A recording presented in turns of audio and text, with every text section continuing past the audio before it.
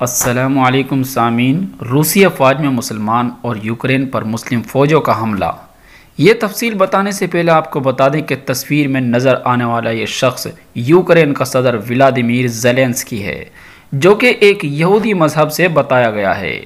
اس شخص نے آدھی دنیا کو آپس میں لڑوانے کی تیاری کر ہی لی تھی کہ صحیح وقت پر ناٹو اور امریکہ پیچھے ہٹ گئے۔ دراصل یہ اپنے ملک کا نہیں بلکہ اپنے مذہب یہودیت کا دفاع کر رہا ہے۔ اس شخص کی وجہ سے پورا یوکرین ملک آگ میں جل رہا ہے۔ سامعین، روس کے اطراف میں کئی مسلم ممالک ہیں جو روس کی اس لڑائی میں اہم کردار ادا کر رہے ہیں، اور ترکی کی بھی یوکرین سے سرحد ملتی ہے۔ اسی لیے یوکرین نے ترکی کو بھی بہت پریشان کر رکھا ہے۔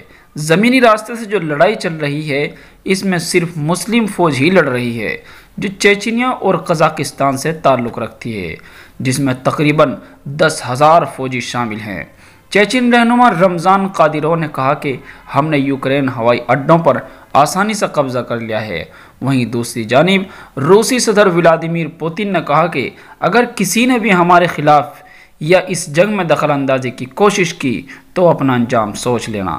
ویسے اگر دیکھا جائے تو امریکہ جیسی عظیم سپر پاور طاقت کو ٹکر صرف روس نے ہی دی ہے۔